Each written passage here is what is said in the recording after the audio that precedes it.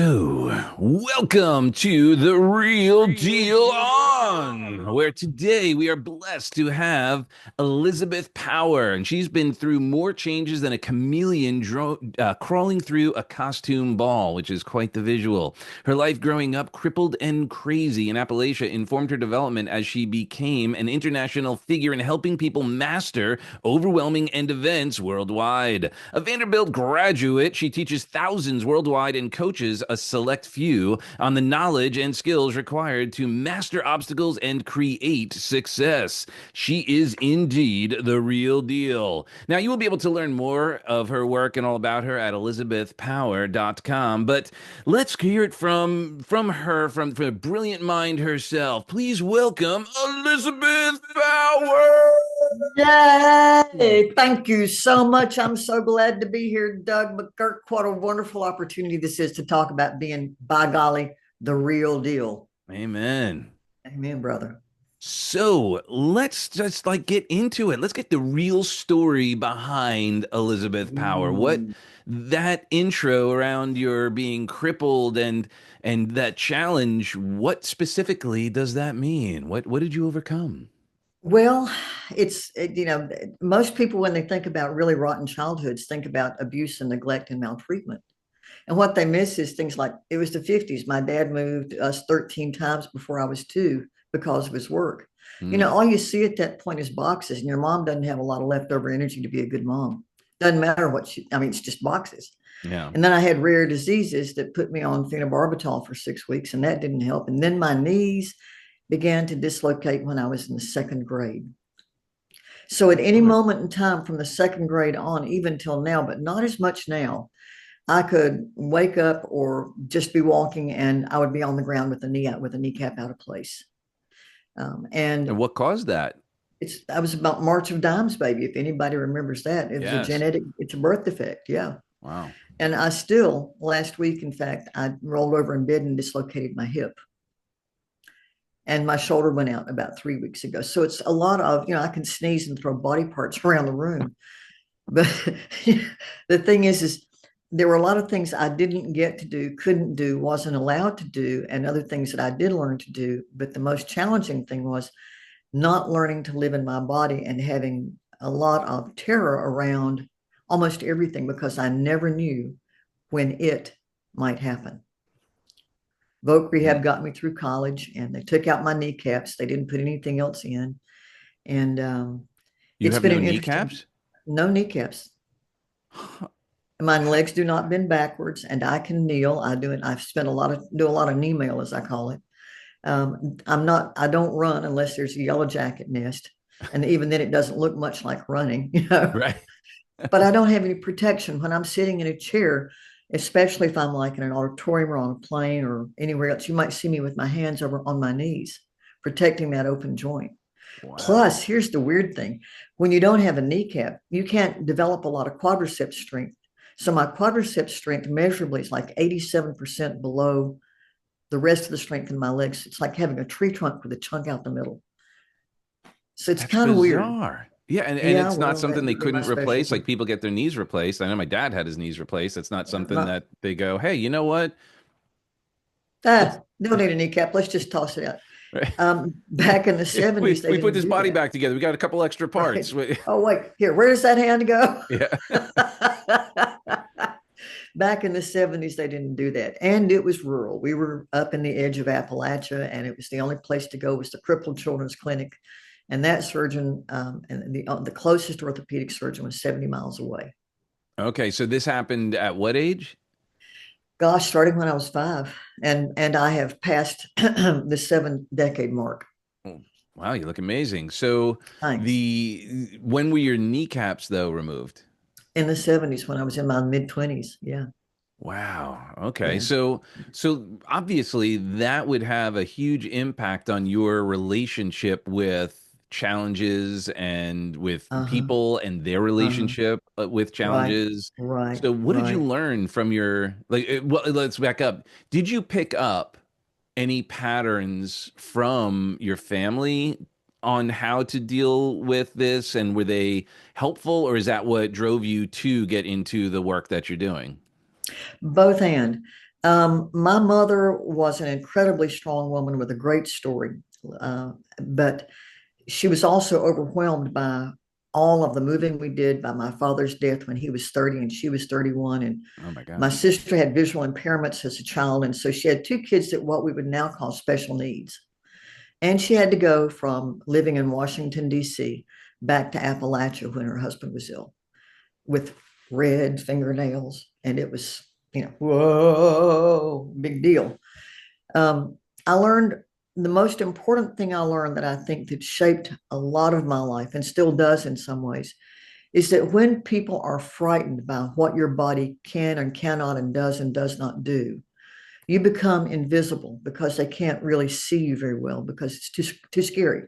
I mean, Mm, imagine having a kid and you never know if they're going to be on the ground the next minute on, or the school's going to call and say she's had a fall and you need to come take her to the hospital.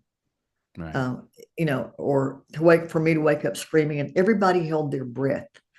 I became invisible, and it was a natural product of circumstances.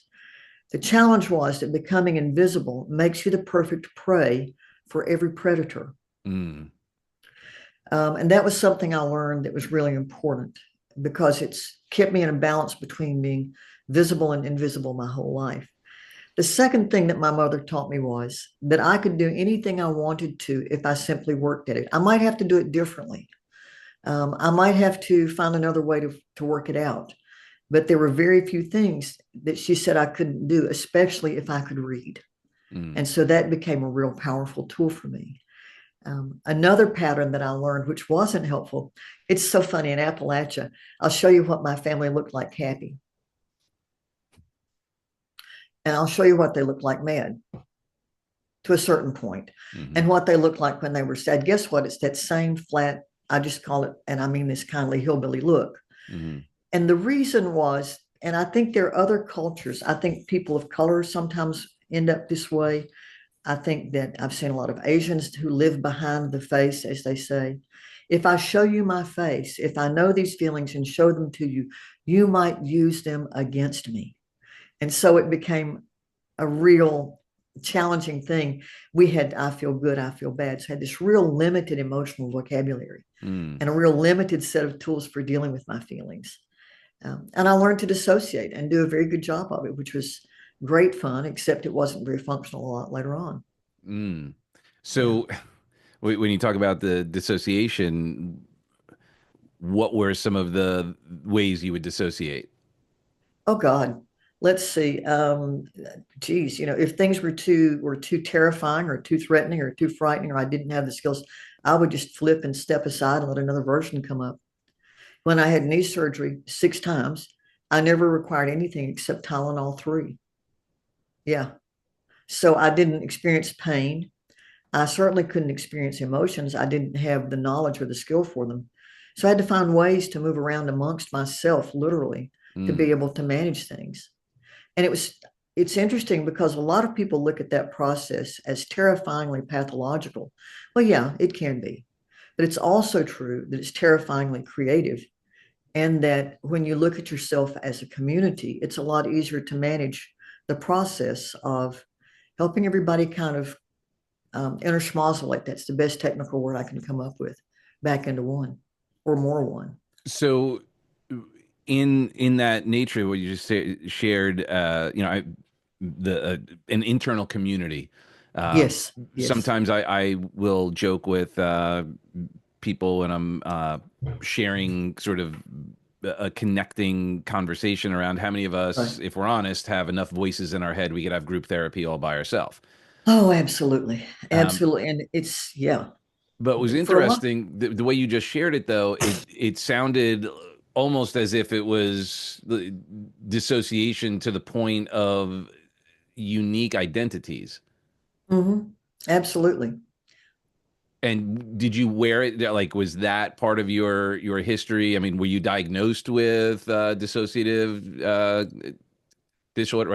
I don't know what they call it Yeah, now. yeah. See, what they used to call it was multiple personality disorder. Right. Yeah. Now And they then call it DID. And the joke among the community of people I used to know, because I'm not really part of that community anymore, was mm, I'm a did because I got done to, and when I get done, I'll be a done did. Uh, but um, I was diagnosed with post-traumatic stress disorder, and as soon as it hit the books, it was a very valid diagnosis. Mm-hmm. I was hypervigilant. I was terrified. The way I had learned to live my life was not how I wanted to live it, but I didn't know what to do instead. And then I had in 1989, 13 deaths in 1 year. Oof. The pandemic certainly surpassed that. And three of them in 3 days. And at that point back then, without the history of the pandemic that we've been through, it's been so hard for every single person on this planet.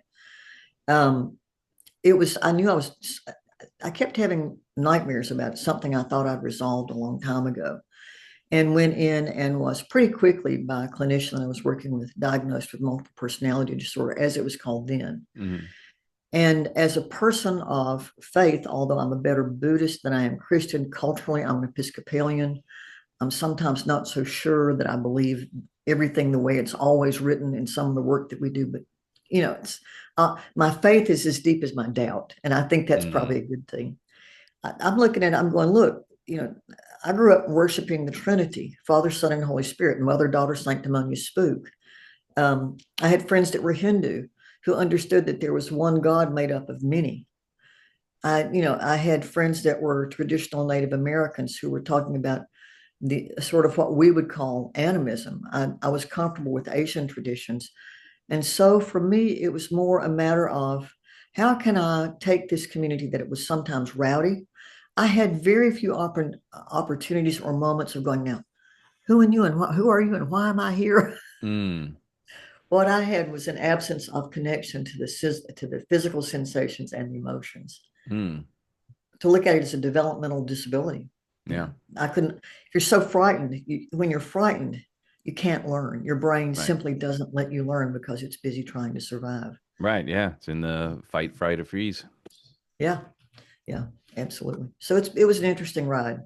So how did that then impact your development into, I guess, adulthood and figuring out as you started to gain some control and for lack of a better term, integrate and have the ability to start creating a focus? Well, I never really pursued integration. I mean, has it worked very well in American society?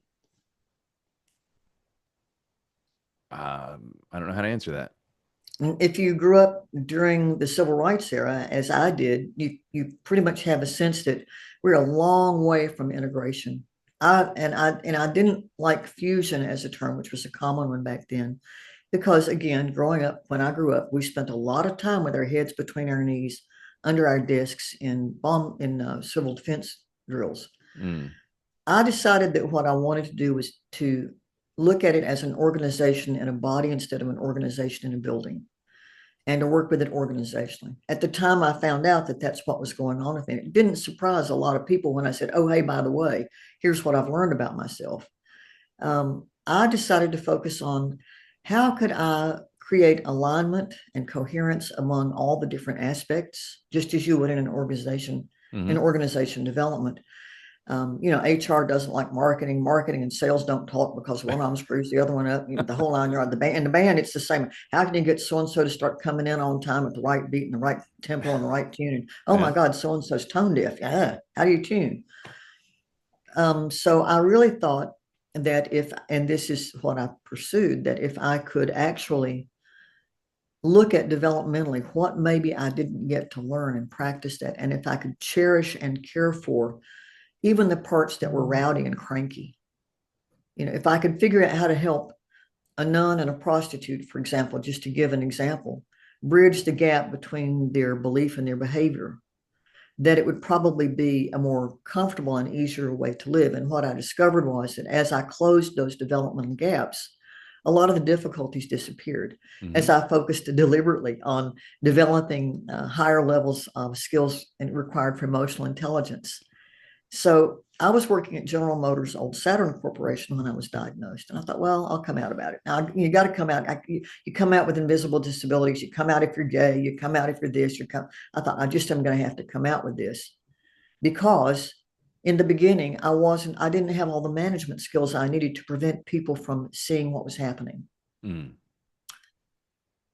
And I worked with a guy in in Manhattan who was a media consultant and ended up on the Montel Williams show when he was in 13 markets. And Faith Daniels and Laura Bird from the Wall Street Journal came down and interviewed me and interviewed the people at Saturn. And the key was that they had actually put me on the team development group that was forming all the team development concepts at Saturn, because there were only 5 layers of management and these self-directed, self-structuring teams there. And they, as one of them said to me, well, we figured you probably knew more about teamwork than anybody else here. And I Well, showed off some. that's actually pretty impressive that they looked at it as a strength, not as as a disability, as it were. Yeah, yeah. Well, there were plenty of times where, there were always people who would do things that were really stupid, like, oh, wow, I just watched Law and Order, and they had somebody on like you who killed somebody. Do you kill people? To which you want to say in a smart butt kind of comment thought bubble, oh, I got a new chainsaw for Christmas. Her name is Mother. Would you like to see Mother? But I didn't. The actual rate of violence committed by people who are dissociative is lower, and by people diagnosed with mental illnesses, whether or not they're really mental illnesses, is lower than for the non-diagnosed population. But it's the first thing people run to. Well, and probably obviously due to sort of Yeah, conditioning yeah, from movies yeah, and so forth, yeah, that makes the story more interesting. yeah, And I think it's also probably something akin to planes. Planes are the safest way to travel, yet right. when it does happen, it's all over the news and all of that. There's just, because more Yeah, people yeah, are affected, yeah, obviously. In this case, it's more salacious and more sort of right, right, newsworthy than, right, right, mental right. illness, especially now. Mental illness has become, almost rote, where it's like, Yeah. or being in a dysfunctional family, everybody's got that. Like, Well, yeah, yeah. And everybody has a history of being so overwhelmed by something right, that they think they exactly. might die or lose their mind or be badly injured, which is the ipso facto definition of trauma. Yep. But you asked me how I got into this. I was an instructional designer at General Motors and ended up getting my master's at Vanderbilt in adult in human resources development. And I was really good and still am really good at designing competency based learning for folks and doing replication manuals like for franchising and stuff. And I presented on some of these wild ideas that I had about dissociation and functional processes at clinical conferences, because I saw so many people getting such a bad rap and being pushed into homelessness and helplessness and hopelessness by the way people were responding to them. People began to ask me to document their new treatments they had tested and researched. Mm. And they discovered that I was really good at teaching. And so they began to ask me to document their materials and to teach their materials. And I did that and began to find that the way that I thought about that thing we call mental illness, that so many times the things that are problematic really reflect extreme adaptations to Hmm. overwhelming experiences. Yep. And that doesn't make them a mental illness. It's not like a syphilitic lesion. It's not like traumatic brain injury. It's not like encephalitis. It's not like long COVID. It's not like anything that is viral or bacteriological or based at the physical level. But there are genetic predispositions. And then we began to learn about epigenetics. And so it was kind of a natural thrust into Mm. that world because of my skills in education. And my hallucination is, as well, is that your modalities for healing are behavioral and cognitive, as opposed to medicinal. Absolutely. And I think one of the most important things that I like to say about that is, colonization is a keen topic these days. And there are people who must have medication, and medication can be really, really helpful. And as our body changes, we may need medication. I mean, it can, but all too often we forget that the minute that we take medication, someone else makes it, someone else controls the price, someone else controls the access, someone has to manage it. If you decide you want to get off of it, it's a really difficult process. It's not very well researched or studied. MAD in America is the group that does, I think, the best work on it. And so medication is inherently sort of colonizing. Hmm. You're always at someone else's effect. You're always on someone else's string. You might need to be there, but wouldn't it be better if you could fill in the gaps that terror caused in your life. Absolutely. I mean, I'm So a that's, huge yeah, proponent yeah, of yeah. non-medicinal whenever possible, uh, because yeah, for all of those reasons, and also when we rely too much on a medicinal therapy, the skills that we have for changing our state atrophy. They Right, become but we stop right, if you don't use it, you lose it. right. You have no reason you have no reason to test or try or do anything different. Right. It's funny. There's this whole model called of psychological rehabilitation. But if you never got habilitated in the first place, you can't get rehabilitated. Rehabilitated, right? Yeah, so it's so. I during the pandemic, I was fascinated by my work came to an end because I was teaching 5 days a week somebody else's model on the road. But people have begun to say, we want to hear what you have to say. We want to Mm. hear how you talk about this. And so I stopped and put together our model, which is trauma responsive emotional intelligence. Although we're now wrestling with changes in the recent list of banned words, we're probably going to flip over to threat related emotional intelligence. So you do a lot of contract work then? Is that why that's important? Well, the agencies that often invest in our online and hybrid learning programs often receive federal funding. Hmm. And if there are words that prohibit them from receiving funding that we use in our content, we're blocking access. Right. Um, so we went out and we found two really fascinating pieces of information. We looked at the number of people who took Zoloft in 2018, the number of prescriptions written, rather, and there were 24 million of them. And all the research is real clear that exercise and relationship, not necessarily therapy, relationship, good, solid relationship, reduces the need for medication. So we figure, okay, 12 million people could stand therapy. That would be good. And at 3 sessions a month minimum, which is what it takes to form the relationship, even with brief therapies to actually make things work and get to the root of things, that's 36 million appointments a month for one drug. Mm. And then we looked at the fact that it takes 10 years to become a therapist or a counselor. And you can see maybe 20 people a week, and you're staying in the field an average of 7 years. This gap will never close. And we are marketing that thing we call mental illness at a galloping rate. Amazing. So, what is walk me through the client journey? How does someone experience the transformation with you? Well, the first thing is we have a conversation about where they are and what they want. Are they excited about learning? Are they able to tolerate? What level of discomfort can they tolerate? If they are having chronic flashbacks and can't do anything and have a really hard time, they probably need a clinician who can help them with something like EMDR Hmm. to help them get some of the charge off of what they're experiencing first. And that's really important. We have a group of people that we do refer to because they're good. I know them, I've known them for years. But if it's somebody who's saying, look, I'm anxious all the time, I can't, it's sort of an assessment of where people are. And then we take a look at what might be most useful. We assemble a learning program for them that is customized. It's based on, we take the modules that we're working with and we put them together in a form that works for most people. And as they go through those modules, there are group training calls, and we also have individual coaching calls to see how they're doing. There's Hmm. homework, but there's none of this torturous stuff that sometimes happens. Um, we don't need them to tell us their story. We assume everybody has a history and everybody has a unique reaction to their Hmm. history. We need them to focus on what they need to learn to make that story more tolerable.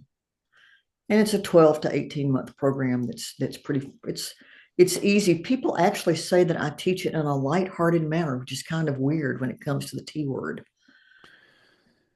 Well, yes, and the benefit of having that, for lack of a better term, bedside manner, is important because Yeah. Yeah. to create that safe space for someone to, get vulnerable enough to allow that monster out a little bit, and it's vital. Actually, one of the biggest Yeah. challenges of any therapeutic Oh, process is the rapport building at the beginning.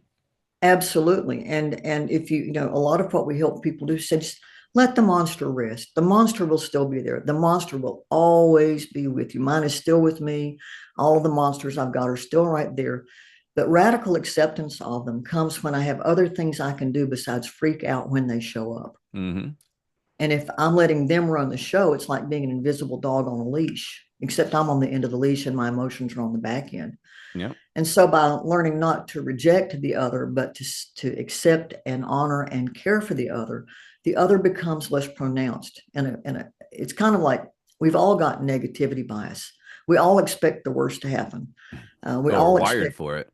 we're wired for it. Well, if you're going to increase your positivity bias, you don't do it by whacking on your negativity bias. You do it Right. by increasing your positivity bias. Hmm. So we just let all that stuff alone and we love it and we care for it. And we help people learn simple things. Like when I first saw your background with all the guitars, I thought, oh, I wonder if he's got any of the guitars that my friend Ricky Godfrey, who collects guitars, has. Mm. And I saw, I believe that's Salvador Dali with the mustache, right? Hmm. Yeah. And I thought about the cathedral in Spain that I actually got to visit that was his. So Mm. it's kind of like looking at what are the interconnections that I have that I can connect to you Hmm. that allow me to feel good, even if I'm feeling a little anxious, as I should, about this podcast. Mm. Interesting. Well, and one of the things that also occurs to me when you're talking about the monsters and so forth is one of the ways I found anyway in working with people is helping them acknowledge those parts of them are Yes, there to serve them. They're yes, just running a yes, pattern that was effective at one time that may yes, have been appropriate and is no longer appropriate. yes, yes, yes, 1,000 times yes. There's a little chime of yeses. If I could make Yeah, yeses yeah, pop all yeah. over my Because screen, I would. all of our behaviors have positive intention behind them. It just doesn't appear that way at times, uh, Right, right, right. which Yeah, they is do, and we miss that part. So yeah, it's not an either or, it's a both and. You learn to love those monsters and recognize them and honor them because they served you well and they did things that you needed to have done. And it's also time for them to just take a rest and let some other parts develop, some other yeah. things. But Yeah, it's so interesting, as we have all these different metaphors in life, the archetypes in Pooh, Winnie the Pooh, and all of that, and to yeah, to yeah, exemplify these things. But one that comes to mind as you're just sharing, when we talk about monster and appreciation of positive intent, is the Incredible Hulk hmm, and how he evolved over time where even the Hulk part as well was able to understand and appreciate, and even though he yeah, wasn't 100% Bruce, he became a little more Bruce so that he could sort of be able right. to tolerate each other and work together. um, It's a perfect metaphor. It works so well. yeah. It's really good stuff. But you see, the thing is you find the same thing in organizational process. If you Hmm. look at family businesses, for example, they are a metaphor for dissociative process, Yeah. And and dysfunction. I mean, it's yeah, basically every business is a dysfunctional family. right, And right, yeah, I mean, I my wife and I approach businesses the very same way, and yeah, really help. And one of the first, and I get one of the things I was want to get to with you is like, what's your North Star? Because one of the things that I found when I come in as a consultant is I want to learn from them what their relationship is, if they have their yes, mission, vision, and values, yes, and that's a way to keep on track. And I'm sure you've noticed this, the companies that are the most scattered are the ones that do not have clear mission, vision, and values that are articulated throughout the organization. right. I have, and indeed, the difference between the stated versus the operative processes, Of course. what they say they do, what they really do, how aligned they are with the vision, mission, and value statements that they have, and how I'm also a Six Sigma black belt. So, Mm. love it, love it, love processes. When you look at what do I, if this is my goal, do my processes point to my goal? Where do my processes introduce friction into the system? Hmm. What is the source of the friction? Is it a lack of knowledge? Is it a power differential? Is it a conflict? What's the difference between power and conflict? Looking at those kinds of things. So it begins to be Actually, organization development to me is transformation that bleeds from the personal to the organizational process. Mm-hmm. Yeah, yeah. The personal drives are professional. The personal Yeah, drives are yeah, organizational, and yeah, yeah, it's absolutely. getting everyone to row at the Right. same time is a certainly an interesting challenge, especially Yeah. today with all the different distractions. Yep. Then, so what a great analogy for programming, right? Garbage in, Right. garbage out. The Yeah. concerns with how technology is evolving. Who programmed it? What are the biases that are in there, and what is happening like under the hood, as it were? Right. Right. Right. And the challenge is that if you place a robot, an AI device in front of a mirror, it can become self-aware and self-directed. Yep. Yep. So at a macro level, we have the same kind of multiplication and division occurring in a dissociated entity, which is fascinating to think about. But who wants to talk about that? Well, we do apparently. Okay. Well, no. Well, meaning I think that the challenge with obviously with everything in life is the unseen and then the Right. scene, right? What's Right. evidentiary Right. through the scene, and then Right. what is going on behind the scenes. Right. And then how do we deal with that? What are the strategies and all the patterns that I mean, in your situation, that's, kind of what happened with you. Right. It made decisions. We're doing that all the time. And that in and of itself could be re-traumatizing because Sure. without realizing we're putting ourselves back in the situation that we're looking to avoid in the first place, which becomes a self-fulfilling prophecy. And then Oh God. And we the shut difference down, we between run, we escape. Yeah. right, right. The difference between the rut and the grave is about 6 feet. Right. Yeah. Yeah, you're absolutely right. I mean, we tend to run the same patterns over and over and over again until we find some situation that allows us to test and try a new pattern. Well, and that's why it's so And helpful to have a resource, someone to give that feedback, to mm, offer mm, a method by which to experiment. mhm. Because if we knew, we would do it. Right. Well, or we think we would. We might not because it's so much easier. Gravity pulls Yeah, us true. back towards the same. We don't want to live in the unfamiliar discomfort of doing something different. People might judge us. We might be seen. The emperor might have no clothes on. And the Which that truth in and of is, itself is a pattern. oh yeah, right, absolutely, absolutely. The difficulty of going through change, and it's one of the first model that I really developed on my own prior to finding out that I was many rather than one was a model about change. What are the feelings of change? Well, they're stupidity, anxiety, awkwardness, fear, anger, all those.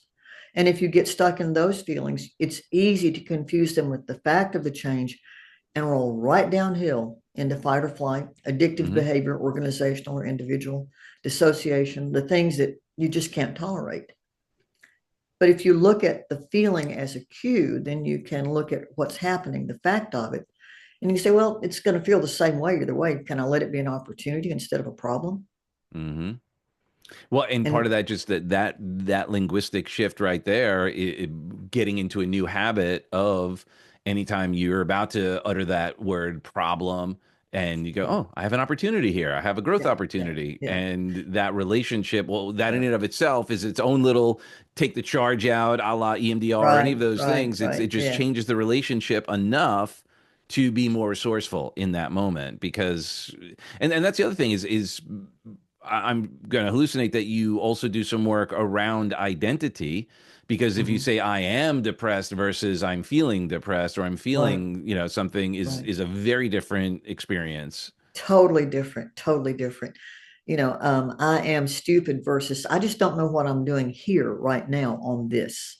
I was working on repairing the ice maker last night. I can read, I can watch videos, I can probably repair the ice maker, but I felt so stupid. And I thought, just back up, take a deep breath, re-regulate just a little bit. And you can always call for help if you can't figure this out. If you're going to talk to yourself, make it count. I know so many people, I'm certainly one of them, who can chew on themselves like a coyote in a trap with how they talk to themselves. I Hmm. can't believe how stupid I was. I should have never tried it. Yada, yada, yada, yada. Would you talk to your best friend that way? Did you want your parents to talk to you that way? Where did you learn to believe that in the first place? it's very self-abusive. And I'm not talking about developing what people so easily call narcissists. I'm talking about developing enough empathy and compassion for yourself that whatever your persuasions may be, you've got the opportunity to treat yourself with kindness, to say things that are life-giving instead of death-bringing. Hmm.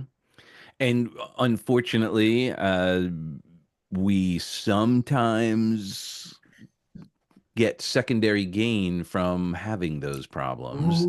Oh, don't we though? Lord have mercy. So Oh, bless then your all of a heart. Yeah. sudden I Mm, don't know if I want to drop this no, no, conversation no, because I just no. connected with somebody. I just got some love for that. Oh, yes. Oh, yes. And I think a lot of times that's a challenge in when we become psychiatrized is the easiest word.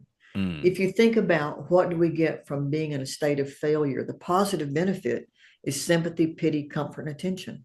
hmm. But we lose all the self-determination, self-respect, all the positive things that we might want because we're stuck in the pity, the sympathy, the comfort, and attention. Well, and the other challenge on the flip side of that as well, while there is some other than conscious um, bias and connection and benefit from having those issues, there's also an other than conscious fear around the level of success. What'll happen? Then I'll be alienated. Then people aren't going to like me. Then, right? And it's for me when I'm working with someone, I'm looking at what is their relationship to other people's success, and Right, if they're right, willing to celebrate others, right, then we have an we, easier pathway. If they're already right, complaining about someone else's success, we right. got to also work on that because they're gonna basically self-sabotage anyway. They're gonna end up running a Absolutely. pattern to keep them stuck because they don't want to become the thing they fear most.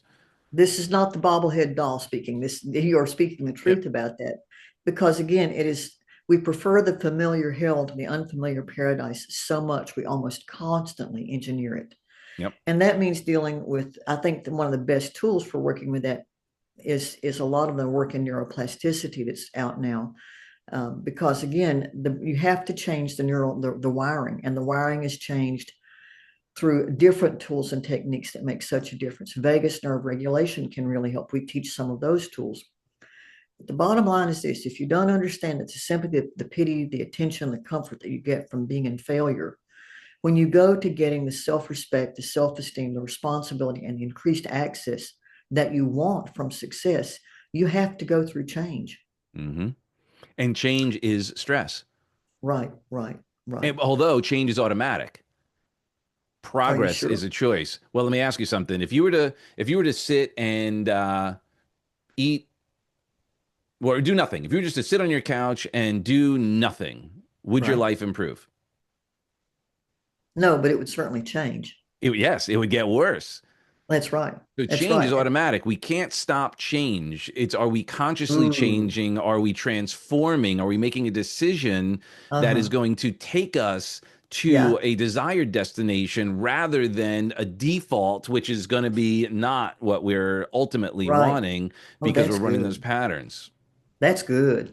That's really good. It's about are we who's on the end of the leash? Mm, Yeah. yeah. Yeah. And if we're, and we all have the other than conscious thing going on protecting us because that's its job. Our other than That's right. conscious, that's, I mean, it's driving the show. And to your point earlier, right, with the mission, vision, values, there's the, the idea, and then there's what is happening, then what's going Right. actually going on Right. operationally, Right. and that's the Right. other than conscious, Joe. That's the way we've always done it, and that's one of the hardest Yeah. things to bring that Right. transformation to an organization who has always done it that way and Right. has evidence that it worked. Right, exactly. And does that mean that they're measuring the right things? Does it mean they're measuring all the costs? Not necessarily. We do what we believe works. And Right. that's the fascinating part. So it's like it's the iceberg effect. Mm-hmm. And I think for me, when I discovered how fragmented I had become and how I had multiplied so beautifully in some ways, it was okay. So I'm flipping the iceberg upside down. Yeah. And one of my mentors, Joan Borisenko, who's a brilliant woman, teaches a 20-second tool for beginning the process of personal neuroplasticity. If you can say that 3 times, you're doing good. She says, look, think about 3 good things that have happened today. Well, one is seeing the picture of Salvador Dali behind you. Mm-hmm. That tickled me immensely. And if I remember that moment later today, all I have to do is focus on it for 20 seconds and turn the volume up on the feelings. Mm-hmm. And I've started a new neural network. Yep. And if I install the good, as she calls it, 3 times, just before I go to bed, it takes a minute with 3 things.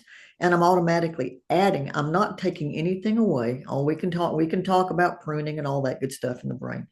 But the first thing I'm doing is I'm adding circuits that support the reality I want.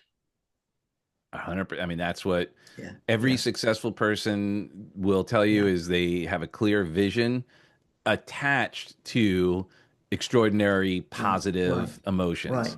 That it's not Oh, just that the is so vision, true. it's the energy, the emotion behind it. Right. And Right.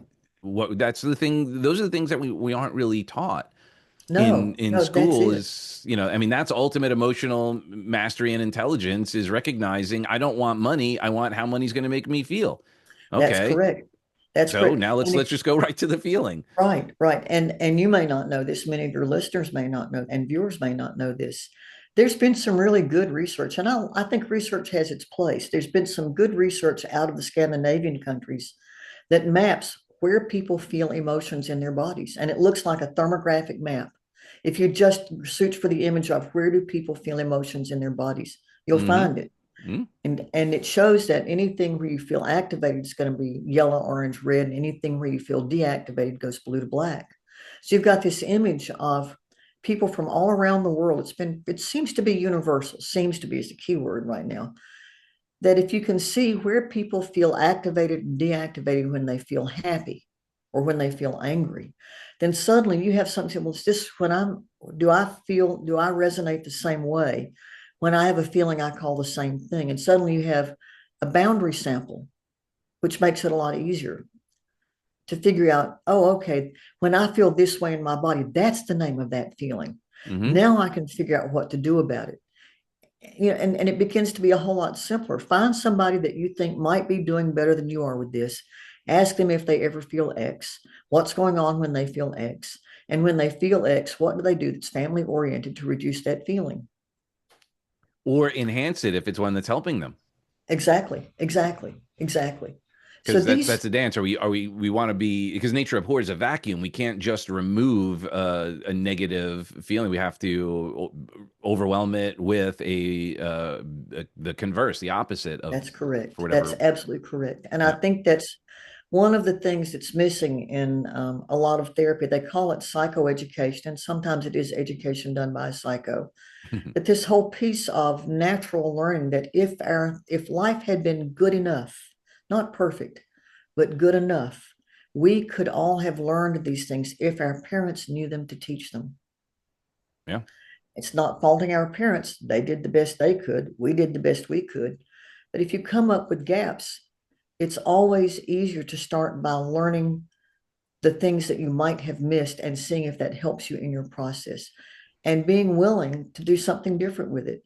It's hard to decide if I'm not going to identify as a victim, as a person with, with mental illness, and I don't identify that way. I never really have, in all honesty. I don't wish to be judged defective by others because I'm different in character. I don't consider myself defective in character. My character is glorious and wonderful and exotic. And there are a lot of very cool things I do. And I have friends of 50 years that I still know. If you looked at all the measures of functional life, I would meet them all. And I've got this difference that for a long time separated me and allowed me to stay stuck where I was until I decided I was frankly sick and tired of being sick and tired and of not having the mastery I wanted in my life. After I found out what I was back then, was when I got a master's degree on a full ride at Vanderbilt, when I became involved in research at Georgetown, when I got offered an appointment to teach medical school at Georgetown with a master's in education, when I began to be a much more published author in peer-reviewed journals and in other areas, when I began to do a lot more speaking, not talking about all the things that people said were wrong with me, but the things that are right and the innovative ideas around them at both an individual and an organizational level. Beautiful. And Yeah. it kind of goes in line with sort of a philosophy that I hold is celebrate what works and then add Yeah. what's missing. Right. I mean, would you rather have a higher level of emotional intelligence, which research shows improves your relationships and your earning possibilities and your business abilities, or would you rather have a mental illness? Which would you rather have? What, How much would I have to pay you to take a diagnosis of serious mental illness? right. Well, and the truth is that is also a label that one could choose as opposed to your example saying I'm not living that label. I'm creating the converse. Right, right, right, right. I have a friend real quickly as far as the relevance, my history as I was first career is in music, obviously as you can see that, very very successful career in there.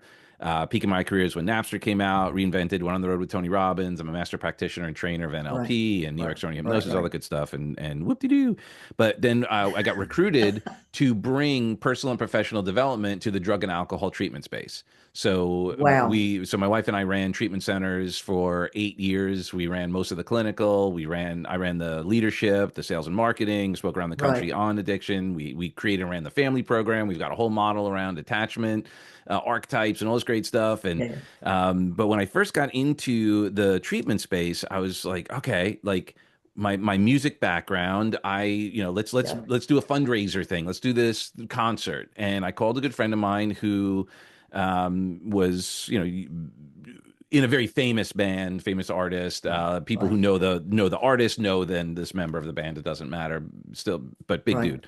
Call him up. I'm like, hey, and he's in recovery. He doesn't drink anymore. Yeah. And I called him up. And I'm like, hey, dude, I'm putting together, I'm working at this treatment center and like we have this stuff. We're in, in South Florida. We want to put on this concert I want to start putting together some, guys who are in recovery and all of Mhm. that and put on this thing. And he goes, no. And I was like, what? He goes, "I- he goes, I don't drink anymore. I also don't go to meetings anymore.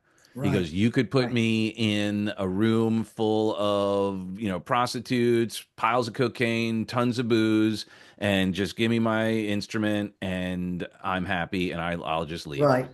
So Right. it was so much to the point where his support of it was simply by showing what was possible That's without right. even associating to it. Like he didn't even want Right. to be put in that position. Right. Right. And I think that's instructive when someone puts away that lets that monster sleep. Like he knows he can never drink, he knows he can never do all that, and there is that part of him that he keeps at bay, but he's not Right. even gonna entertain the opportunity to Right. wake it up by talking Right. about it. Right. Right.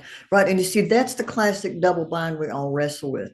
Yeah. If I don't, I would, if wishes were horses and frogs had wings, it would not be necessary for me to ever say anything about my past diagnoses Hmm. or anything else. If I don't say anything about it, I might be in denial or dissociative. Right. If I do say something about it, then I'm self stigmatizing. It's there's no way out of the loop that I Well, found yet. so there's a difference between though how much you lean into. Like it's one Right, thing to use your story as an right, empowering right. vehicle and use that to connect to Yeah, people yeah, as yeah. and to help them Right, versus using it right. as the vehicle to connect with people to help yourself. Exactly, exactly. That. Thank you. That's a good clarification. It's a funny place to look at and to see what you can do with it. I think with the history, with what you've just shared, you can see how so many of the people, in fact, I think it's like 90% of the people in alcohol and drug treatment in public facilities have a history of trauma. And that's just the stuff we think about, like abuse and neglect and maltreatment. It's not natural disasters. It's not accidents. It's not medical crises. It's not all the other stuff that overwhelms us. And how being able to help those folks, we actually, before we launched the model, we did a survey of over 3,000 clinicians online and said, look, if we could help the people that might come to you have a higher level of self-awareness, self-regulation, social awareness, social skills, empathy, and decision making, would that make your work or their work easier? And the answer is yeah. Of Yeah, it really course. would. It'd make all our work easier. It would shorten the cycle of Hmm. getting to the depth we need to get to, because we will always face discomfort in this life. And if we don't have the skills to deal with it, to tolerate it well enough that we can make it through it to the other side with some degree of agency and self determination, we will always be at someone or something else's effect. Yeah, that's a saying I say often is live at the cause, not at the effect. And Yep. it's Yeah. by, it's leadership 101. I mean, it's Yeah, it really about is. taking responsibility, taking personal responsibility. Yeah. Yeah. Um, I had a thought and then I lost it, so it'll come back. Don't worry, it'll Um, get worse as you age. yeah, yeah, nice to know. You know, So, it's led me to some really incredible opportunities. I had the opportunity to help Japan craft its national model of culturally relevant trauma informed care, which was just the most exciting experience ever. I've been privileged to work with traditional peoples in Indian country and in Hawaii to help them look at different ways that their values and their cultures could help them heal from trauma without imposing a particularly colonizing kind of view. well, and you bring up a great point. Culturally, Mhm, there are different patterns that are passed mhm, down. mhm, That some are resourceful and empowering, and others are very disempowering and mhm, then exploited and taken advantage of. mhm. And unfortunately, the big anything, big pharma, big tech, big whatever, are going to Right, with positive intent, but then it becomes a self-sustaining, its own monster. right, right. Such is true with different cultures where Right. they are, some cultures they bottle it up. They don't talk about it. It's, you use the hillbilly thing with the stoicism and so forth. So Yeah. breaking those patterns is a fascinating journey because each one of them have their own origin stories that what sort of became whatever decisions that were made back then that worked, and then okay, that's where that came from, and that was their Yeah. survival Yeah. mechanism, Yeah. and then Yeah. it carries on. Right. And I think the challenge also becomes how much westernization do might people really want or need? Oh Lord, I didn't say that. It's Japanese traditional psychotherapy is very different than American psychotherapy. For example, and you might, when you think about the work you've done, one of the tools or one of the particular techniques is to go into meditation, spend an hour or two in usually in Zen type meditation, and then write a list of all the things you received from the person you're having difficulty with, like your mother, Hmm. everything you received, this, I mean, all the way from diapers to food to everything you received. Go back into meditation, notice they do the positive first, and then spend as much time as you need writing about all of the troubles and problems you caused for your mother. Not that your mother caused you, but that you Hmm. caused for your mother. And that's a completely different twist on how we would do it. Yeah, yeah, it's going into that meta model of repositioning, put yourself then in Mhm, what your mhm. parent or the person who Yeah, you perceive harmed you. right, It's so interesting. I do a when I there's one process I do a timeline where I have the person kind of go back to right before they were right, born, right. Oh, yeah, and then be born and see their mother for the like and see her mother freaking out and going, oh my yeah, gosh, this is like, what do I yeah, do? They're yeah, letting me take this home, like, yeah, yeah. and give an opportunity to perceive, and then Right, then go through life with new right, resources and so forth and embed them right, in. But yeah, that's it's an important distinction of empathy to kind of see how the other person perceived right, you. right. Exactly. It's just so interesting. This is the stuff that wonderful conversations are made of, and Yes. that so much healing is made of for all of us because now we live in a time of constant threat. And Yeah. uncertainty and anxiety, and is my social security going to be cut off? Will all of my friends be fired from their jobs? Will people, we have so much breath holding uncertainty right now. I think we'll probably see rates of violence and substance abuse increase dramatically. And about the most available tool we have is learning different management skills to help us tide over until things settle a bit.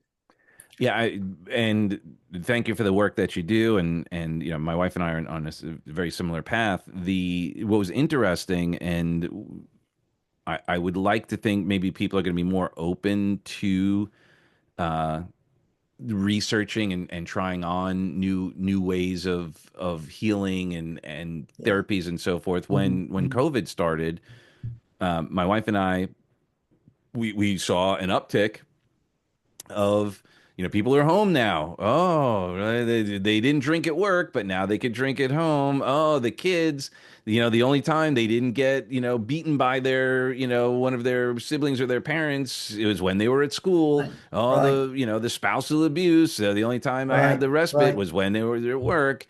And we noticed all this, and I started reaching out to news agencies, and I said, "Look, I right, said this isn't. It doesn't have to be me. I said, but like we are happy to offer. We have the resources, and I'm happy to turn you on to people who would be willing to talk about like basically emotional mastery during such stressful times. right. Crickets. If you Yes, notice, there wasn't a yes, whole lot of promotion of what to do and in self-regulation and stress, dealing with right. stress. And it's crazy that the like so it's interesting. Um, Tony Robbins, who he is. Yeah, yeah, So I worked with Tony for many years, and when I worked with him was when he did a show called Breakthrough, and right. he filmed 7 episodes. Did you ever see any of them? Yep. So they aired two of them. Only two were aired, and then it went back to whatever Deal or No Deal or whatever it was at that some game show. And what was interesting, I think, is how much people have been conditioned to finding entertainment that is almost unresolved. Like the thing with Mhm. Breakthrough is that you got to the end, and then there was a transformation. There was a learning. Like back when we were in the '70s, television shows every episode had a moral, had a thing, Mhm. and now it's shows like Real Housewives or whatever that has no resolution. It's drama exclusively, and that people, the whole story. People won't buy the newspaper when it says 70 degrees and sunny. They only buy it when it says hurricane coming. Right. If it bleeds, it leads. Yeah, and I'm hopeful that while things are, yes, things, I mean, I don't think things are ever going to be certain ever. And while there is great change going on in the world right now, hopefully one of the other changes are people being more receptive to Mhm. self-care and not like spending so much time looking outside for the solutions and represents themselves to what they have within, connect more Right, to God, connect more to their higher power, whatever that is, right, which is right. ultimately, I believe, is the thing that's missing the most I think you're is a right. spiritual connection.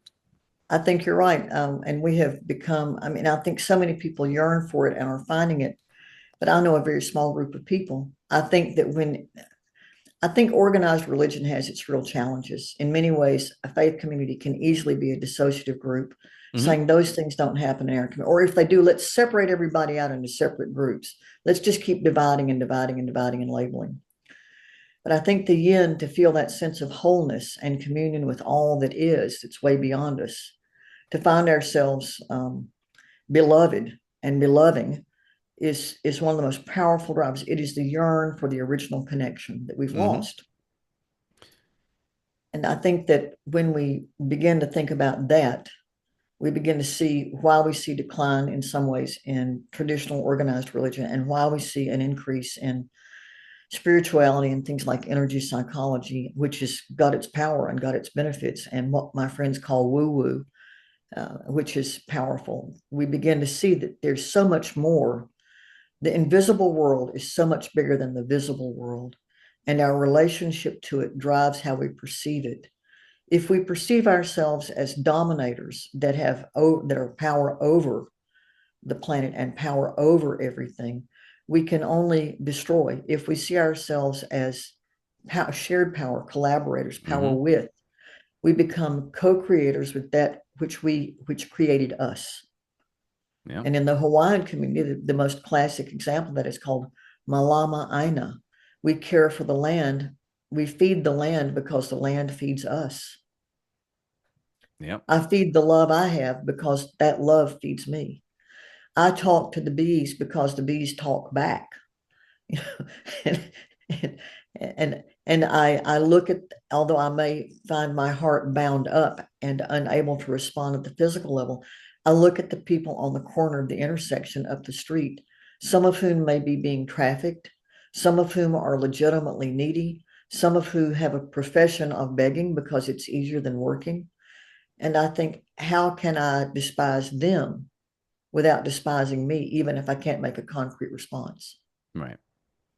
Well, and that brings up an interesting thing. It's your relationship with that. What I've taught our daughter is we in South Florida, you get off the highway and there's always people on the Yeah, on the corner yeah, and yeah, yeah. and so rather than sort of make them wrong, because well, I never really did, but we always have. There's always an element of like Yeah, to that point, some yeah, people like, hey, I know that there are people out there who've made better livings than I have. It's different parts of my life just simply by panhandling right, and right, you see the expose where they follow them, then they get into their Mercedes and they drive to their right, right. suburban That one, home yeah, and all of that.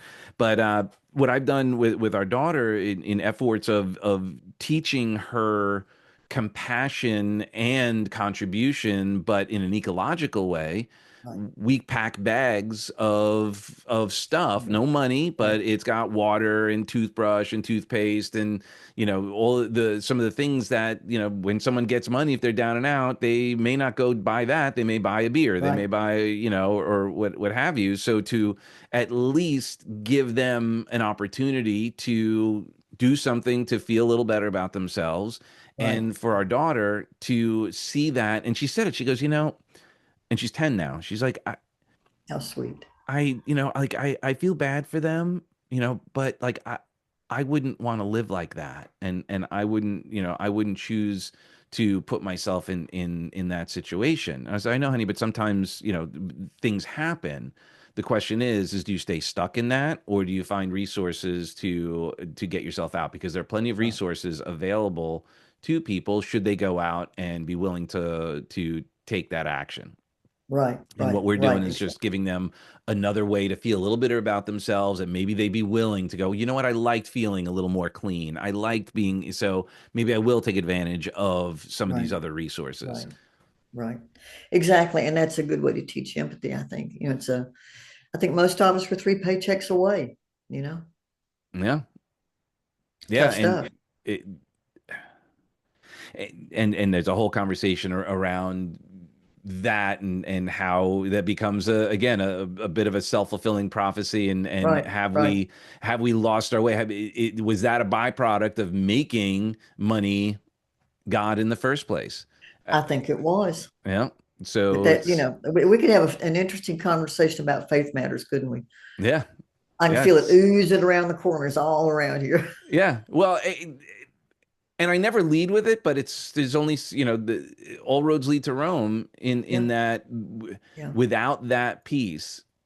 And I'm not a preacher. And I'm not here to tell anyone what to believe, other than to be willing to question their yes, relationship now. And I yes, always question. I'm always absolutely. looking for a better way. I'm always saying, God, connect with me more. Let me be more of a vehicle. Show me Yes, the way. yes, And I don't know what it's going to be. And I'm not locked into right. the process. I mean, I'm locked into the purpose. That's The right. have an Number one and impact. number two. Yeah. Number one and number two, love God with all your heart and have no other God before God. However God looks to you, Right. and love your neighbor as yourself. you're crippled, you're crazy, you're queer, your neighbor who's 80, your neighbor who's blind, your neighbor who's brown, your neighbor who's black. Love your neighbor Yeah. as yourself. Because I think what I've learned across the years, Doug, and this has been so important to me, the less willing I am to love others, the more I'm really tapping into my own self contempt. Hmm. And when I tap into my own self contempt, the more I need dissociation or extreme exercise or extreme work or a substance of some sort, whether it's carbs or alcohol, well, carbs, alcohol, Same. or marijuana or acid or whatever my drug might be, the more I need that to tolerate the self contempt that I have yet to resolve. Right. And I have to say that when I look at organizations, I see the same patterns. Hmm. Organizations that are out of alignment with the mission and value and vision that they've got, who are scratch and sniff deep. They're like three cats, one licking, one digging, and one covering up. We have this great external image, but we are so rotten on the inside, we can't see straight. The more I see that in organizations, or as I see that, I see organizational self contempt in play, Hmm. which means that you cannot treat your staff with the dignity and the respect they deserve, let alone the people who bring the income to your organization. I mean, in a treatment center, it almost demands that you treat the people who we call patients as objects, not as people, not as people who need power and choice and control and have the lowest level of risk possible so that we can help them, hopefully. But we begin to see things become revolving doors rather than resolutions. And the challenge as well is the design of the system, Right, because in order to survive, the treatment center, then if they're, if they're using someone else's money, i.e. the right, insurance company and so forth, the insurance company is already just looking at them as numbers, and they're looking right, for their, it's actually, the clients are worth more dead than alive anyway, so that their position was not one of preventative or what have you. It that's was correct. almost like, let's set them up for failure.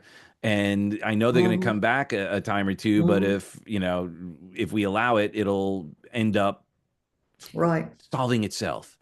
right, exactly. And it's a lot. Remember, we used to talk about the weight loss industry as the revolving door. The revolving door is what keeps the revenue flowing, Yep.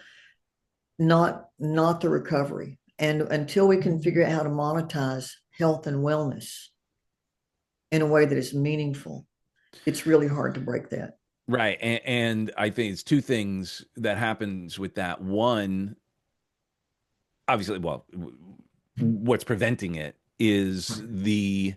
the two things. One, the time in which the paradigm shift that would need to occur for Right. someone to the people right now who are benefiting from it, they would have to in fact create the alternative that would be beneficial. But what would Right. happen is it would be more universally beneficial, not so hierarchical, where they would have all of the resources. What they the Right. short-sightedness is what happens all the time in companies, families, and ourselves, is we jump over dollars to grab nickels, because we're going, instead of seeing if we all succeed, everyone's going to do so much better. But there's that fear, that inherent fear behind it. The monsters in their model is keep it all to myself, more, more, more, more, and don't let the other people figure out that they have the ability, the power, and all of that. They have to keep coming back to us in order to succeed, in order to survive, in Right. order to Right. thrive. And it's a very codependent, dysfunctional relationship, which is really based on sadly on control. Mm-hmm. Because I mean, I like, even to the point, I don't know if you saw this. Uh, Apparently, the Ozempic and all these GLP-1 medications Right. have had an impact on the economy, and in a negative way, because people are not buying as many junk foods. And Right. Walmart and these companies are like, we're down like 20% of Right. sales of our junk food. So now Right. there's a doc, they hired some brilliant doctor to create new chemicals that are Ozempic proof, so that they could put them into the food to make it addictive again, because Yeah. it's hurting them. Yeah, I mean, exactly. Exactly. It's mind-boggling, isn't it? it is, and at the same time, when you understand their purpose behind it, while you don't, it's deplorable and it's disgusting. Once you know it, then you go, okay, now I could start making better decisions. Like, Right. so like that, like instead of just blindly following, well, Doritos marketing says that it is the best tasting snack. Yeah, but I don't know. Maybe I could make another choice here, and that goes Mhm. to anything. We do that stuff Right. in our own lives too, where we get the quick benefit versus the long-term gain. So it becomes, how do we help ourselves and others learn how to generate those feel good chemicals in our brains in Right? ways where we are the master, not the Hmm. substance? Well, Yeah. and the create a new pattern, not a new addiction, but Yes. a new pattern. Create an, I'm gonna shift that a little bit, create an additional pattern. We will always be able to choose the Doritos. No, no, of Your course. buddy, yeah. But and if we have a pattern of choosing, for example, an apple, I'm just using that as an example, Yeah. at least we have more power. And to me, it's all about choice, because I may not be able to choose the changes I face, but I can choose the choices I make about them. Hmm. And the more conscious I become of the choices I'm making, the more conscious I become of the changes I'm engineering and of the changes that are engineering me. And that's where I think um, self liberation probably comes from, because it gives me the ability to be more of the mistress rather than the master of my own destiny. And I have to say that the most critical piece about that is realizing it's all community. We are all in relationship. It doesn't matter if I hate your guts. You and I are still part of the same organism. Hmm. And so learning the both and instead of the either or, learning the how to create open loops instead of closed loops, learning how to look at adding rather. The only thing I've ever wanted to lose was weight. And that's been really, really hard for almost everybody I know. When I begin to live in that way and say, well, I wonder how this weight helps me. I wonder how it serves me. Well, as a fall prone person, it gives me a little padding. It could make me ugly enough that I don't really get seen by other people. There's the ACEs study. Do you know the ACEs study? Mm-mm. Adverse childhood experiences. Felidia and Andy at Kaiser Permanente. Actually, it was Felidia at first, and Andy was CDC, I think. I might have that relationship reversed. They had a weight loss clinic, and all of their people who were morbidly obese began to regain weight as soon as they lost it. Mm. And they went to them and said, what's up with that? And when they got the answers, they said, huh, that's interesting. They went out and began to survey every Kaiser Permanente person who walked through the doors in California.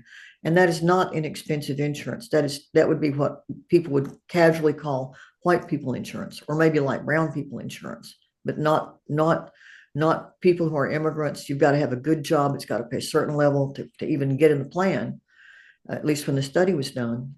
They discovered that if there were any one of 11 experiences in a person's life prior to age 18, the typicals: abuse, physical, emotional, sexual, incarceration of a parent, mental illness of a parent, addiction to street drugs or alcohol of a parent, seeing a parent beat another parent, just the real classical things that we think about. Then they paired the number of those instances, they correlated that with diagnoses and a health record across life, and discovered, for example, that if you have one of those, just one of those ACEs in your life, you are part of a population with a 200% higher incidence, adjusted for smoking, of COPD, chronic obstructive pulmonary disease. Hmm. And they just, so there are all these correlations. It's a dose dependent relationship between autoimmune disorders, cancer, diabetes, heart disease, lung disease, all kinds of physical consequences that we don't think about coming with those overwhelming experiences. We're just now standing up an online survey.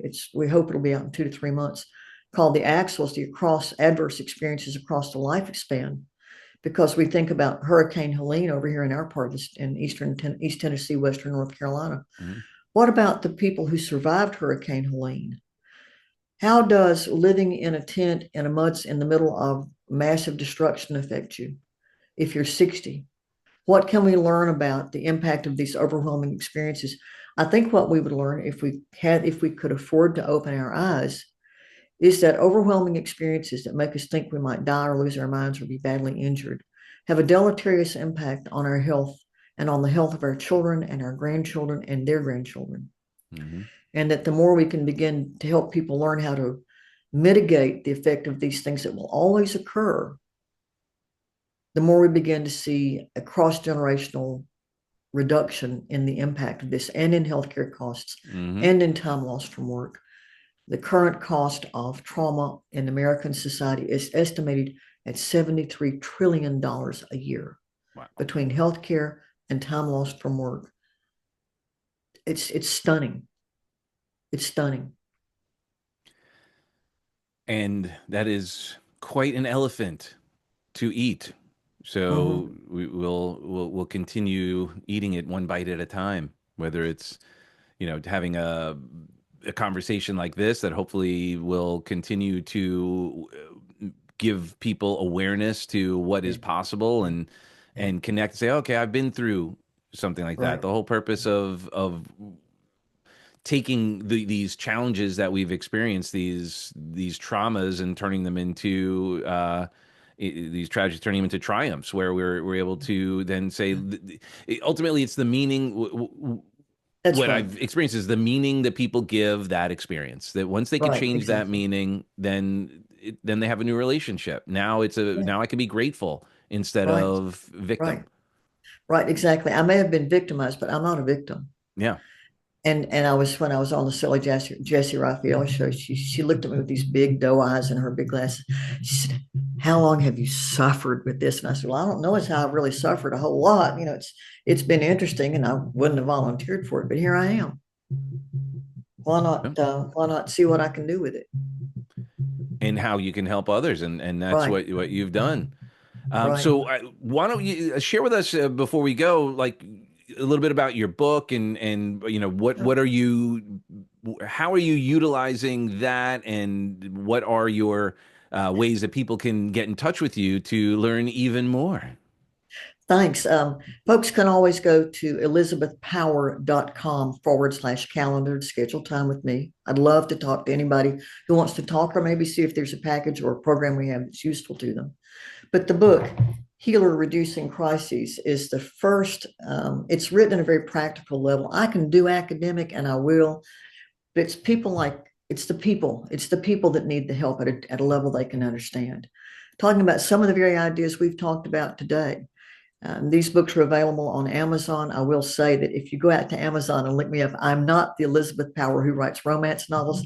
I would probably be better off if I were, but that's okay. Um, if there are organizations like treatment centers or mental health clinics or talent development folks who recognize that helping people have a higher level of trauma or threat responsive emotional intelligence reduces some of the distress people feel, which automatically can impact productivity, quality, budget, schedule, and quality of life, we'd love to talk to them. We have an online package that is a hybrid that has 55 lessons, short lessons, a minute, maybe 15 minutes at most, because I'm an adult learning specialist. So we use macro learning, micro learning, gamification, accompanied by calls on a regular basis that people can step into. We can also license people to use our material on their LMS if they need that. So there are a lot of different ways that folks can find us. TheTraumaInformedAcademy.com is our product specific page by sector of education, mental health, medical care, and faith communities, which is a lot of fun. The most thing is reach out. I'll talk to you. You can find me at elizabethpower.com. I'm Elizabeth Power. I have been through more change than a chameleon crawled through a costume ball. And I'm proud to say that the things that I have been privileged and allowed to do with that make such a difference. And I'm really just amazed at what I've been allowed to achieve and do. Well, thank you. And on behalf of the universe, thank you so much You're for welcome. all you are, all you do, and keep on rocking, and continue doing it. It's been an absolute privilege and pleasure, learning from you, connecting with you, and I look forward to more. Is there the last question? If there were an opportunity that you could go back in time, knowing what you know now, Mm. What advice would you give a younger self? If you don't take a parking place in hell. If you're in hell, keep going. Don't take a parking place. Persistence is 90% of the game. Mm, amen. Love it. Yeah. Well, with that being said, thank you so much. I love you for who you are and who you aren't. And we will see more. All the stuff will be in the show notes. And I couldn't be more grateful for this conversation. And to you too, Doug. Thank you for all that you do and for the witness that you bring to this world. And let's be in touch. Absolutely. Thank you so All right. much. All right, You're God so bless. welcome. Bye. And you also. Bye bye.